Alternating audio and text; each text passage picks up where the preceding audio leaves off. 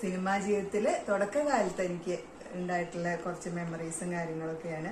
അപ്പോ നമുക്കൊന്ന് ജസ്റ്റ് തോന്നണു എനിക്ക് പറ്റിയ പൊട്ടത്തരങ്ങൾ മാത്രം ഒരു 3 വീഡിയോയ്ക്ക് ഉള്ളതുണ്ടാവും. കാരണം എനിക്ക് അബദ്ധങ്ങൾ മാത്രമേ പറ്റാറുണ്ടായിരുന്നുള്ളൂ, വെറും അബദ്ധങ്ങള്.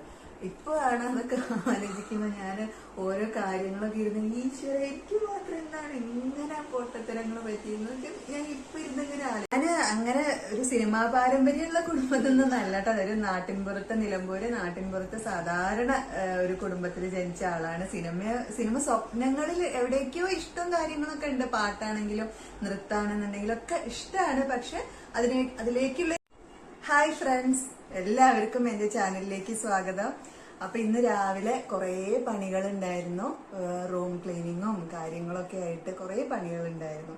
അപ്പൊ അതൊക്കെ കഴിഞ്ഞ് എല്ലാം ഒന്ന് സെറ്റ് ആക്കി. അപ്പൊ നിങ്ങളോട് ഞാൻ റൂം ക്ലീൻ ചെയ്യുന്ന സമയത്ത് നമ്മളെല്ലാം ഇങ്ങനെ ഒതുക്കി വെക്കുമല്ലോ. അപ്പൊ ആ സമയത്ത് എനിക്ക് പ്രിയപ്പെട്ട കുറച്ച് ഫോട്ടോസ് കയ്യിൽ കിട്ടി. അപ്പൊ ഞാൻ സൂക്ഷിച്ചു വെച്ചിരിക്കുകയായിരുന്നു കേട്ടോ. അപ്പൊ അത് നിങ്ങളൊക്കെ ആയിട്ട് ഒന്ന് ഷെയർ ചെയ്യാന്ന് വിചാരിച്ചു. എന്റെ സിനിമാ ജീവിതത്തില് തുടക്കകാലത്ത് എനിക്ക് ഉണ്ടായിട്ടുള്ള കുറച്ച് മെമ്മറീസും കാര്യങ്ങളൊക്കെയാണ്.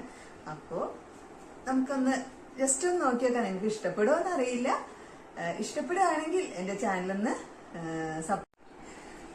ഞാന് അങ്ങനെ ഒരു സിനിമാ പാരമ്പര്യമുള്ള കുടുംബത്തിൽ നിന്നല്ല കേട്ടോ. അതൊരു നാട്ടിൻപുറത്തെ നിലമ്പൂര് നാട്ടിൻപുറത്തെ സാധാരണ ഒരു കുടുംബത്തിൽ ജനിച്ച ആളാണ്.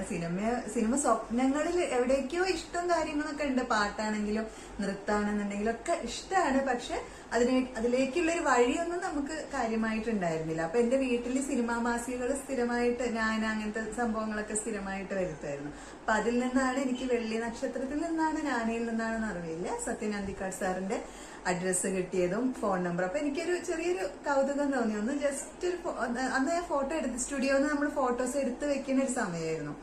അപ്പൊ ഞാൻ സാറിന് അയച്ചു കൊടുത്താലോ എന്ന് വെച്ചു. കാരണം സാറിനൊക്കെ നമ്മളെ മനസ്സിലുള്ള ഒരു ഇത് അങ്ങനെയാണല്ലോ, നമ്മളെ നാട്ടിൻ പുറത്തെ സാധാരണ ഒരു അങ്ങനത്തെ. അപ്പൊ എനിക്കൊരു പേടിയും കാര്യങ്ങളൊന്നും ഉണ്ടായിരുന്നില്ല. ഞാൻ വിളിച്ചു. അദ്ദേഹത്തിന്റെ ഭാര്യ നിമ്മി ചേച്ചിയാണ് ഫോൺ എടുത്തത്. അപ്പൊ പിന്നെ അഡ്രസ്സും കാര്യങ്ങളൊക്കെ കിട്ടി എനിക്ക്. അങ്ങനെ ഞാൻ ഫോട്ടോ അയച്ചു കൊടുത്തു. അതില് ആ ഫോട്ടോ ആണ് കേട്ടോ എനിക്ക് രസതന്ത്രത്തിലെ ശ്രീകുട്ടി എന്ന് പറഞ്ഞ കഥാപാത്രം. ആ കഥാപാത്രം ചെയ്യാൻ എന്നെ തെരഞ്ഞെടുക്കാൻ ഈ ഫോട്ടോ ആണ് കാരണം. കാണാനില്ലേ? ഇതെനിക്കൊരു പ്രിയപ്പെട്ട ഫോട്ടോ. ഇതിന്റെ കൂടെ ഉണ്ടായിരുന്ന വേറൊരു ഫോട്ടോയാണ് എന്നെ വനിത ഫോട്ടോക്കി എന്ന് പറഞ്ഞിട്ട് ഞാനൊരു കോമ്പറ്റീഷനിലേക്ക് അത് മാഗസിനിലേക്ക് അയച്ചു കൊടുത്തിരുന്നു. അതും തിരഞ്ഞെടുത്തിരുന്നു ഇതിന്റെ കൂടെ ഉള്ള ഫോട്ടോ. അപ്പൊ ഇതെനിക്ക് പ്രിയപ്പെട്ട ഒരു ഫോട്ടോയാണ്. പിന്നെ ആ ലൊക്കേഷനിൽ വെച്ചിട്ട് എടുത്ത ഒരു സ്റ്റില്ലാണിത്. ഇതെനിക്ക് എന്നെ കാണാൻ ഞാൻ പൊതുവെ സിനിമകളിൽ കാണുമ്പോൾ ഞാൻ ടിവിയിൽ സിനിമകൾ വരുമ്പോൾ ഞാൻ വേഗം അകത്തേക്ക് ഓടിയിരിക്കും. കാരണം എനിക്ക് എന്നെ സ്ക്രീനിൽ കാണുമ്പോൾ അന്നത്തെ സമയത്തൊക്കെ ഭയങ്കര ചമ്മലായിരുന്നു. ചെയ്യാനൊക്കെ ഇഷ്ടമാണ്. പക്ഷെ അപ്പൊ ആൾക്കാർ ചോദിക്കും പിന്നെ എന്തിനാ ചെയ്യണം. അങ്ങനെയല്ല, ഇഷ്ടമാണ്. പക്ഷെ എനിക്ക് എന്നെ സ്ക്രീനിൽ കാണുമ്പോൾ ഒരു ഇതുണ്ട്. പക്ഷെ ഇതിലെനിക്ക് എന്നെ കാണാൻ ഭയങ്കര ഇഷ്ടമാട്ടോ. ഭരത് ഗോപി സാറും സിദ്ദിഖ് സാറും. നമുക്ക് ഞാൻ വിചാരിക്കുന്നുണ്ട് ഒരു വ്ളോഗിൽ നമുക്ക് ആ ഒരു വന്ന സമയവും ലൊക്കേഷനിലും ഒരുപാട് എത്രയോ ഫിലിംസിൽ പോയി എത്രയോ ആർട്ടിസ്റ്റുകളുടെ കൂടെ വർക്ക് ചെയ്തിട്ടുണ്ട്. അവരൊക്കെ ആയിട്ടുള്ള എക്സ്പീരിയൻസ് ഒക്കെ നിങ്ങളോട് ഷെയർ ചെയ്യണമെന്നുണ്ട്. അപ്പൊ പക്ഷെ നിങ്ങൾക്ക് ഇഷ്ടമാണെങ്കിൽ മാത്രം. കാരണം എന്റെ സംസാരം എത്രത്തോളം നിങ്ങൾക്ക് ഇഷ്ടമാണെന്ന് എനിക്കറിയില്ല. അപ്പൊ നിങ്ങൾക്കൊക്കെ അത് കേൾക്കാനും അറിയാനും താല്പര്യം ഉണ്ടെന്നുണ്ടെങ്കിൽ താഴെ കമന്റ് ബോക്സിൽ ഒന്ന് കമന്റ് ചെയ്യാം. അങ്ങനെയാണെങ്കിൽ നമുക്ക് അങ്ങനെ ഒരു വ്ളോഗ് ചെയ്യാം. ഇത് ആ ലൊക്കേഷനിൽ വെച്ചിട്ട് എടുത്തതാ. നിങ്ങൾക്ക് കാണുന്നുണ്ട് എന്നാണ് എന്റെ പ്രതീക്ഷ. അങ്ങനെ ഒരു ഫോട്ടോ. ഇത്രയും വലിയ ലെജൻസിന്റെ കൂടെ സ്റ്റാർട്ട് ചെയ്യാൻ പറ്റിയത് തന്നെ എന്റെ ഭാഗ്യാണ്. പിന്നെ അന്ന് എനിക്ക് 1 ഡേ ഷൂട്ടേ ഉണ്ടായിരുന്നുള്ളൂ. അന്ന് ഞാൻ പോകുന്ന ദിവസമാണ് മീര ജാസ്മിൻ അതിൽ വന്നിട്ട് ജോയിൻ ചെയ്ത രസതന്ത്രത്തിൽ. അന്ന് ഞങ്ങൾ ഹോട്ടലിൽ വെച്ചിട്ട് പരിചയപ്പെടും. അയ്യോ ഭയങ്കരമായിട്ട് ഫോട്ടോയൊക്കെ കേടുവരാൻ തുടങ്ങി. ഇതിനി ഒന്ന് ശരിയാക്കി എടുത്തിട്ട് സൂക്ഷിച്ചു വെക്കണം. മീര ജാസ്മിന് ഫസ്റ്റ് കണ്ടപ്പോ എടുത്ത ഫോട്ടോ എനിക്ക് ഭയങ്കര ഇഷ്ടപ്പെട്ടു. ഇത് ഞങ്ങളുടെ രസതന്ത്രം 100 ഡേയ്സ് കംപ്ലീറ്റ് ആയപ്പോ ഞാൻ കോഴിക്കോട് വെച്ചിട്ടൊരു ഫംഗ്ഷൻ ഉണ്ടായിരുന്നു. അന്ന് ഇളയരാജ സാറിന്റെ കയ്യിൽ നിന്നിട്ട് എനിക്ക് മൊമെന്റോ വാങ്ങാൻ പറ്റിയത്.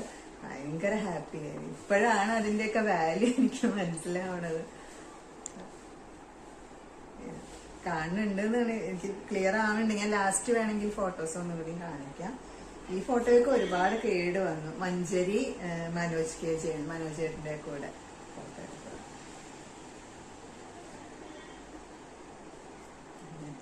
പിന്നെ സാറിന്റെ തന്നെ കുറെ ഫിലിംസ്, രസതന്ത്രം മുതല് ഞാൻ പ്രകാശൻ വരെ, അതിന്റെ ഇടയ്ക്ക് ചെറിയൊരു ഗ്യാപ്പ് വന്നിട്ടുണ്ടായിരുന്നു.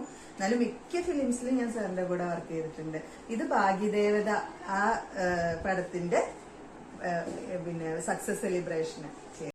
പിന്നെ ഞാൻ ചെയ്തത് വിനോദയാത്ര എന്ന് പറഞ്ഞ സാറിന്റെ തന്നെ ഫിലിമായിരുന്നു. അന്ന് എനിക്ക് മാമുക്കൊക്കെ ആയിട്ട് ഞാൻ നല്ല കമ്പനി ആയിരുന്നു കേട്ടോ.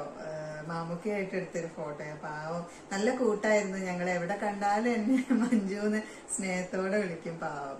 അപ്പൊ ഒരുപാട് ഓർമ്മകളാണ് ഈ ഫോട്ടോയൊക്കെ കാണുമ്പോ. ഇതിന്റെ ലൊക്കേഷൻ എവിടെയായിരുന്നു എനിക്ക് കറക്റ്റ് ഓർമ്മ കിട്ടും. പാലക്കാട് മംഗലമായിരുന്നു, അവിടെയായിരുന്നു ലൊക്കേഷൻ. ഇതൊക്കെ പിന്നെ രൗദ്രം എന്ന് പറഞ്ഞ ഞാൻ മമ്മൂക്കയുടെ രഞ്ജിത്ത് സാറിന്റെ പടത്തിൽ ചെയ്ത് അതിന് ചെറിയ വേഷമായിരുന്നു. ഞാൻ ലൈവായിട്ട് നിന്നിരുന്ന സമയമുണ്ട്, നമുക്കൊക്കെ ഉണ്ടാവുമല്ലോ അങ്ങനത്തെ ഒരു. എന്നാൽ കുഞ്ഞു കുഞ്ഞു ക്യാരക്ടേഴ്സ് ചെയ്ത സംഭവങ്ങളും ഉണ്ടായിട്ടുണ്ട്. എല്ലാം കൂടി ഒരു 50-55 ഫിലിംസോളം ഞാൻ ചെയ്തിട്ടുണ്ടാവും. അപ്പൊ അന്ന് രൗദ്രത്തിന്റെ സെറ്റിൽ വെച്ചെടുത്തതാ ഇതൊക്കെ. രഞ്ജിത്ത് സാറിന്റെ എന്റെയൊക്കെ കോലം കണ്ട് എനിക്ക് ഇപ്പൊ ഞാൻ ഇതിലേക്കൊക്കെ നോക്കുമ്പോൾ എന്റെ ഡ്രസ്സിങ്ങും കാര്യങ്ങളൊക്കെ എന്ത് കോമഡി ആയിരുന്നു എന്ന് ഞാൻ ഇപ്പോഴാണ് ചിന്തിക്കുന്നത്. ഇത് കുട്ടേട്ടന്റെ കൂടെ വിജയരാഘവൻ സാറ് കുട്ടേട്ടന്റെ കൂടെ എടുത്തതാ. സ്ഫടികം ജോർജ് ഏട്ടൻ, നിങ്ങക്ക് പ്രഭച്ചേച്ചി, അങ്ങനെ കുറച്ച് പേര്. ഇതൊക്കെ നമ്മൾ ചെയ്ത ക്യാരക്ടേഴ്സ് മാത്രമല്ല, നമുക്ക് ഓരോരുത്തരോട് കൂടെ വർക്ക് ചെയ്യുമ്പോൾ ഓരോ എക്സ്പീരിയൻസ് അല്ലേ. പിന്നെ ഇപ്പൊ ഞാനിങ്ങനെ ആലോചിക്കുമ്പോ നിങ്ങളോട് ഇപ്പൊ ഞാൻ ഇടയ്ക്കൊക്കെ ഞാൻ മനസ്സിൽ വിചാരിക്കും എങ്ങനത്തെ വീഡിയോസ് ഒക്കെയാണ് എടുക്കുക, എന്തൊക്കെയാ ചെയ്യുക.